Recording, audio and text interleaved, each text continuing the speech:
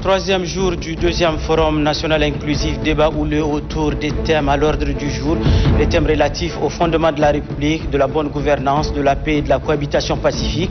À la question du changement du drapeau national, les participants souhaitent que cela se fasse par référendum.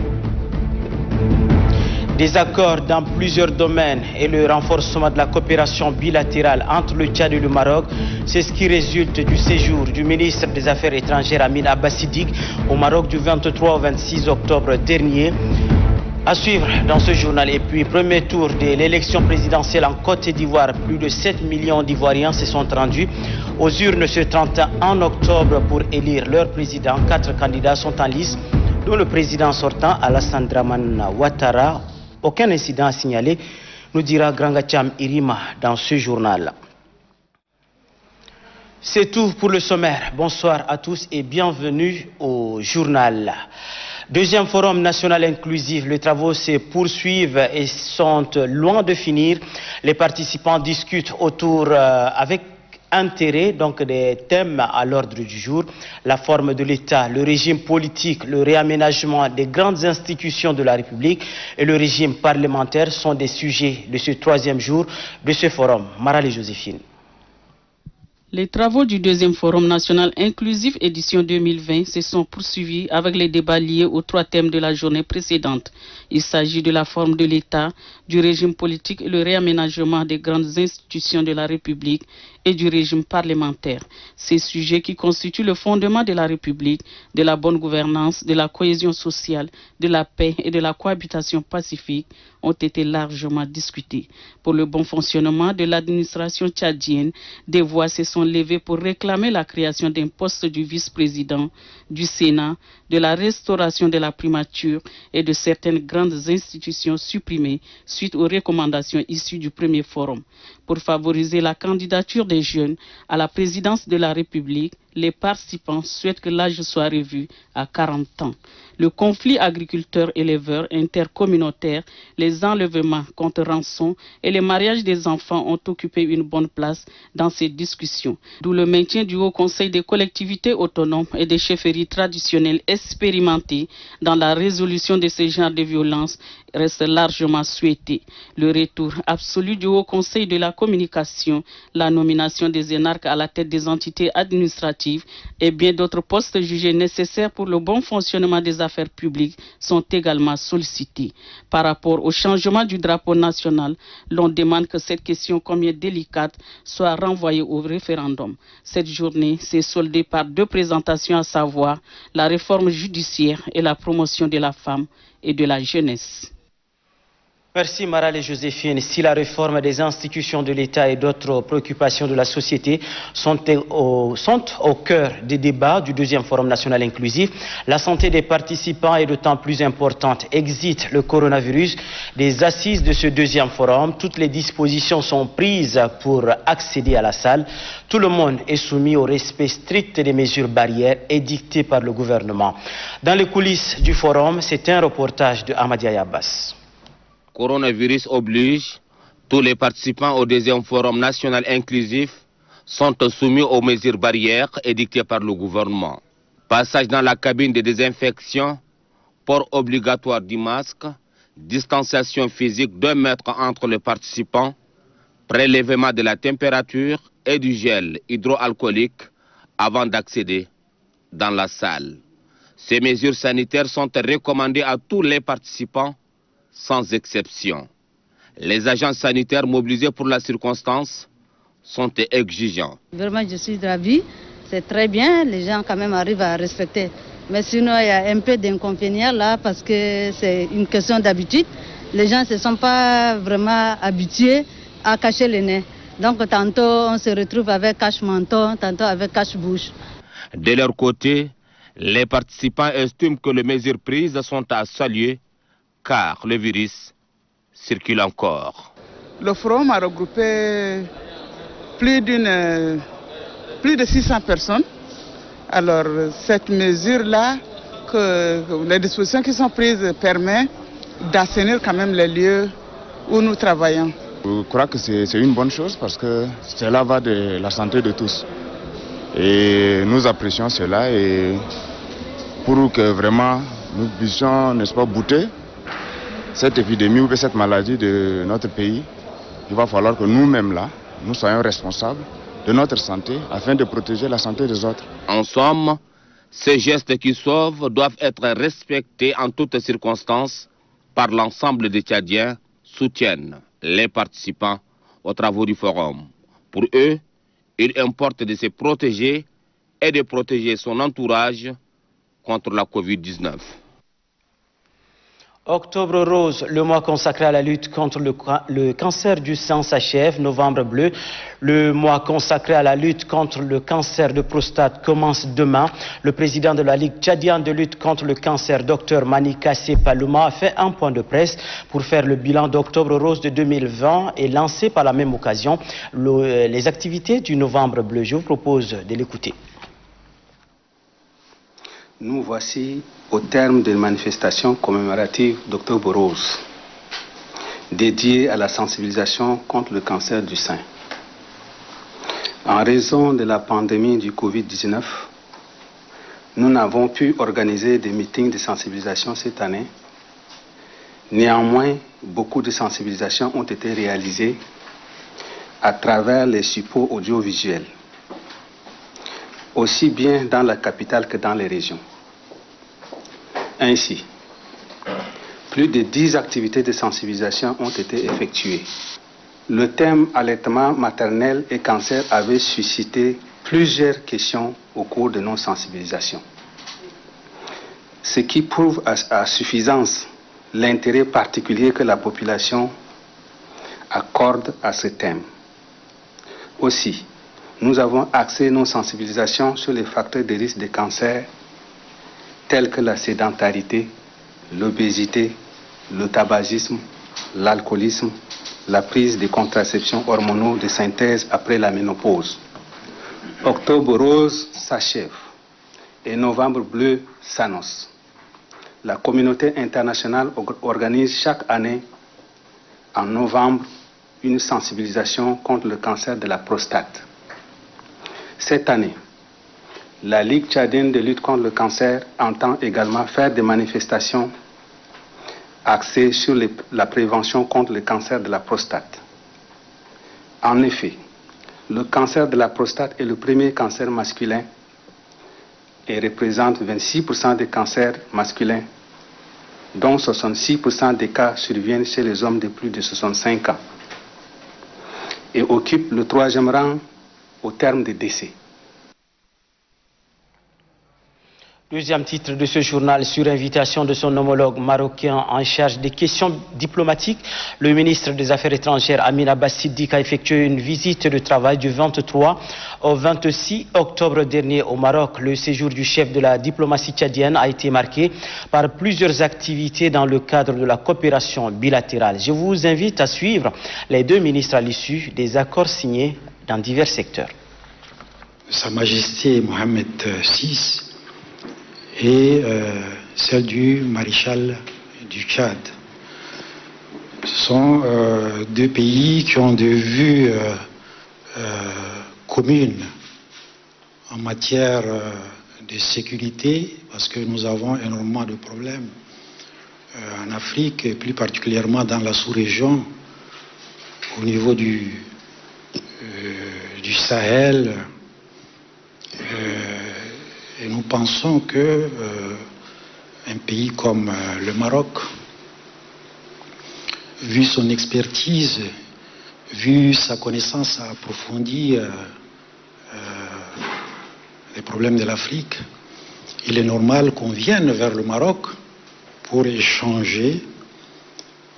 Et le Maroc, c'est un pays qui nous est cher. Aujourd'hui, avec Monsieur le ministre, on a procédé à la signature de 6 nouveaux accords qui viennent enrichir ce cadre juridique. Des accords qui concernent les domaines de la culture, de la communication, de l'industrie et la suppression des visas sur les passeports officiels. Nous avons également convenu avec Monsieur le ministre de renforcer notre coopération dans plusieurs secteurs. Demain, 1er novembre, sera célébrée la journée panafricaine de la jeunesse. L'édition de 2020 a pour thème la voix des jeunes, action, engagement, construire une Afrique meilleure. Dans une déclaration de circonstance, le ministre de la Jeunesse et des Sports, Routouang Mohamed Ndonga Christian, a affirmé que l'implication des jeunes dans les instances de prise de décision est une réalité au Tchad. Il a surtout salué le dynamisme et l'engagement de la jeunesse tchadienne dans le développement de la nation. Je vous propose de l'écouter. Je réitère donc la ferme volonté de notre gouvernement, sous la vision éclairée du maréchal du Tchad, Idriss Déby Itno, président de la République, chef de l'État, chef de gouvernement, à faire hisser la jeunesse tchadienne au palier d'honneur à l'instar des autres nations. Il devient une nécessité impérieuse de réfléchir ensemble avec les jeunes sur leur engagement et responsabilités citoyennes, mais aussi sur les avancées et les obstacles en matière de la recherche et de la préservation de la stabilité et de la paix, tant dans notre pays que dans notre continent africain.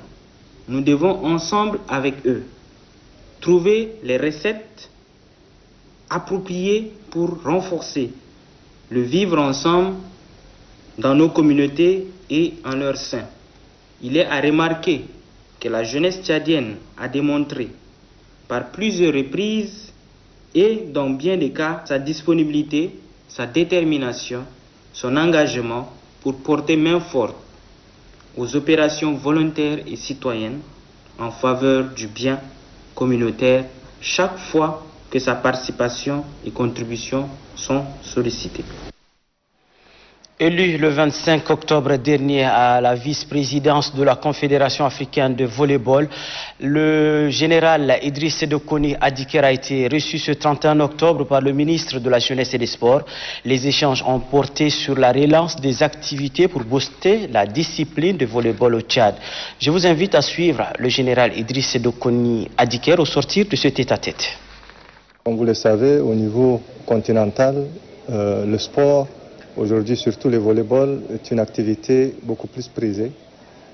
Et au niveau national, nous avons tout mis en œuvre depuis un certain temps, d'où le résultat actuel pour la confiance que nos différents amis nous ont porté à notre attention. Le ministre est disposé, certes, à aider la Fédération tchadienne de volleyball pour que cette discipline puisse encore émerger. Et comme vous le savez, on ne peut pas comprendre que nous puissions être la seconde personnalité au niveau continental et que la discipline pour laquelle nous sommes représentés au niveau continental ne puisse pas émerger dans son propre pays. C'est pourquoi moi je pense que cette inquiétude, le ministre l'a déjà balayée pour la simple raison que des instructions fermes ont été données à la directrice du sport de haut niveau pour que, avec la Fédération tchadienne de volleyball, déjà nous puissions lancer déjà le championnat national dans le plus bref délai. Et le ministre a aussi rassuré que le volleyball aura des appuis au niveau national pour que cette discipline puisse encore rayonner au niveau d'abord zonal, continental et pourquoi pas au niveau international. Dans le cadre de la Semaine mondiale de l'éducation aux médias et à l'information, l'Union des journalistes tchadiens, en collaboration avec l'UNESCO, a organisé une conférence débat à l'université Roi Faisal. C'est pour sensibiliser les étudiants de cette université sur l'utilisation rationnelle des médias. Abdelaziz Oumar Hassaballa, compte rendu. Jeunes, médias et discours de la haine, c'est le thème de cette conférence de débat organisée conjointement par l'Union des journalistes tchadiens et l'UNESCO. D'entrée de jeu, le conférencier Dr Ahmad Beyin, abordant la question des médias, a relevé que les réseaux sociaux sont des opportunités offertes à la jeunesse pour s'informer et se cultiver. Les médias, poursuit-il, peuvent avoir également des impacts négatifs s'ils sont mal utilisés. Il a cité l'exemple de la radio Mille Collines qui a été à l'origine du génocide rwandais. Quant au deuxième intervenant, Dr Ismail Mohamed Tahir, le discours de la haine ne fait que créer des tensions sociales. Dr Mohamed Tahir Ahmad, quant à lui, propose l'introduction des technologies de l'information et de la communication dans le programme d'enseignement. Pour le président de l'Union des journalistes tchadiens, UJT, le choix du thème répond à un impératif. Nous avons choisi ce thème après avoir constaté la recrudescence de messages de la haine à travers les réseaux sociaux, à travers les nouveaux médias. Donc il est très important qu'on sensibilise les jeunes pour un usage responsable de ces réseaux sociaux. C'est un outil de communication, mais malheureusement mal utilisé par les jeunes. À travers la célébration pour la première fois de la Semaine mondiale de l'éducation aux médias et à l'information, l'UJT contribue à l'atteinte du processus d'éducation et de communication. Pour encourager les élèves à bien étudier, la Fondation Grand Cœur a remis des kits scolaires aux élèves du préscolaire et ceux des établissements primaires publics du Logone oriental. La cérémonie s'est déroulée en présence du gouverneur de la province, Barelach. Ces kits scolaires offerts par la Fondation Grand Cœur aux élèves des écoles maternelles et primaires des établissements d'enseignement public de la province du Logone oriental sont des gestes simples mais significatifs que pose la première dame Hinda Déby Itno, car ils interviennent à la veille de la rentrée officielle 2020-2021 prévue ce 2 novembre conformément au calendrier établi par le ministère en charge de l'éducation nationale et de la promotion civique. Le chef de mission de la Fondation Grand Cœur, Issa Mohamed Mahadi, a insisté pour que les enfants des préscolaires et ceux du primaire des établissements publics de la province du Logone oriental, principaux bénéficiaires de ce don, puissent être en contact. Nous avons 3250 kits destinés aux enfants du jardin et aux élèves. Mais généralement, nous avons fait quelques petites remarques à notre arrivée pendant la mission ici, que certains kits dans d'autres provinces se trouvent au marché. Alors, chose qui n'est pas normale. Ça, ce sont des kits qui sont destinés à ces enfants qui sont là gratuitement. La présidente de la Fondation Grand Cœur, Mme Hinda Déby Itno, c'est dans sa politique de l'éducation. Les différents responsables qui se sont succédés saluent ce geste de la première dame Hinda Déby Itno qui renforce davantage la volonté du maréchal du Tchad Idrissa Déby Itno, chef de l'État qui prône la culture de l'excellence dans le secteur éducatif. Le directeur de cabinet du gouverneur de la province du Logone oriental réitère sa disponibilité à suivre ce don jusqu'à la destination. Il met en garde les responsables en charge de sa répartition, car, dit-il, celui qui sera pris en flagrant s'exposera aux mesures sévères. Revenons à N'Djamena pour dire que la mairie du 7e arrondissement, en collaboration avec des associations des jeunes, a initié une opération de salubrité. Site choisi, le marché de Dembe, c'est pour lutter contre certaines maladies liées à l'insalubrité. Mamatou Marmoursal. Dans ses activités quotidiennes d'hygiène et d'assainissement, l'exécutif de la commune du 7e arrondissement à sa tête, le maire 2e adjoint Mohamed Sall Ibrahim et le responsable des différentes associations donnent un coup de balai au marché de Dembe.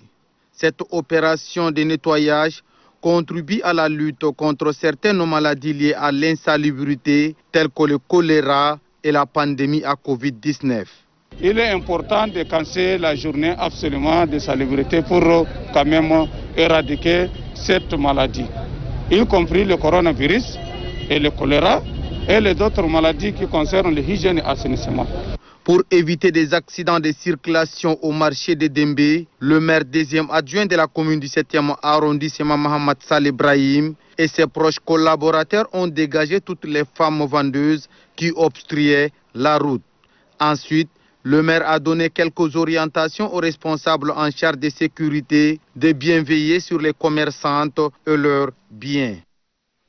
Une autre opération de salubrité initiée par les jeunes du quartier Clémat en partenariat avec le bureau de soutien au AMPES Nouvelle Génération. Les jeunes ont nettoyé leur quartier Kaliangavoudna. Les jeunes du quartier Clémat dans la commune du 2e arrondissement municipal de la ville de N'Djamena font de l'assainissement de leur quartier leur affaire. Appuyés par les jeunes du bureau de soutien au mouvement patriotique du salut Nouvelle Génération, ils ont procédé à une opération de salubrité tôt ce samedi 31 octobre 2020. Le carré 5 du quartier Clémat choisi pour le lancement de cette opération de salubrité est complètement nettoyé. Nous les jeunes du quartier ainsi que la nouvelle génération, on est sorti pour nettoyer notre quartier. Et parce qu'il y a beaucoup de moustiques. Là où les moustiques, il y a des maladies On a décidé qu'on va nettoyer notre quartier avec les nouvelles générations ainsi que les jeunes de quartier Clémat. C'est ça notre objectif. Le chef des carrés 5 du quartier Clémat, Assid Ibrahim, a loué l'initiative des jeunes de son carré qui consiste à rendre sain l'environnement. Et pour faire de leur quartier un quartier où il fait bon vivre, ces jeunes ont mis en terre plus de 100 plans. La page étrangère de ce journal Élections en Côte d'Ivoire, plus de 7 millions d'Ivoiriens se sont rendus aux urnes ce 31 octobre pour élire leur président parmi les 4 candidats en lice pour ce premier tour des élections présidentielles. Les bureaux sont ouverts à 8 h et sont fermés à 18 h. Heure locale, Grangatiam Irima nous parle du déroulement de ce scrutin. Quelques 7 500 000 électeurs sur 25 millions d'habitants ont le choix entre 4 candidats. L'ex-président sortant Alassane Dramane Ouattara, 78 ans, l'ex-président Henri Konaté Dié, 86 ans, chef du parti principal d'opposition Pascal Affi-N'Guessan, 67 ans, ancien premier ministre de Laurent Gbagbo et l'outsider Kouadio Konan-Bertin, 51 ans, indépendant. Dans ce contexte de boycott, le taux de participation sera un des enjeux du scrutin. Les bureaux de vote doivent fermer à 18 h. La commission électorale a 5 jours pour annoncer les résultats. Pour ceux qui ont observé leur devoir civique, l'optimisme est de mise. Aujourd'hui, en tout cas, moi, je suis tranquille dans la tête. Je n'ai pas d'inquiétude pour ça. Je suis tranquille. J'espère que ça va bien se passer. C'est important pour moi de venir voter. Je veux que la situation du pays soit clarifiée, que nous tous on vive dans la tranquillité. C'est une manière de montrer que voilà, on veut un changement. Beaucoup craignent une crise majeure 10 ans après la crise post-électorale issue de la présidentielle de 2010 qui avait fait 3000 morts à la suite du refus de Laurent Gbagbo, qui était au pouvoir depuis 2000, de reconnaître sa défaite face à Alassane Dramane Ouattara. Et puis ce communiqué numéro 198 qui présente la situation épidémiologique de la maladie à coronavirus de ce samedi 31 octobre 2020 sur 682 échantillons analysés, 15 cas confirmés, 2 au Moyen-Chari, 2 au Logon occidental, 2 au Mayo-Kébi ouest, 2 au Mayo-Kébi est, tous contacts des précédents cas, et 7 en Djamena. 10 guéris, portant le total à 1324, 0 décès, total des décès, 98,76 malades sous traitement. Le nombre de cas confirmés depuis le 19 mars 2020 est de 1498 répartis dans 17 provinces du pays. La coordination nationale de riposte sanitaire invite la population à rester sereine, solidaire, vigilante et rappelle au respect strict des mesures barrières, notamment la distanciation physique. En cas de signes tels que fièvre, toux, éternuement et difficultés respiratoires, appelez gratuitement le 1313. Le coordonnateur national de riposte sanitaire, professeur Choua Ouchemi. Sur ce, mesdames et messieurs, c'est referme cette édition. Merci à vous de l'avoir suivi.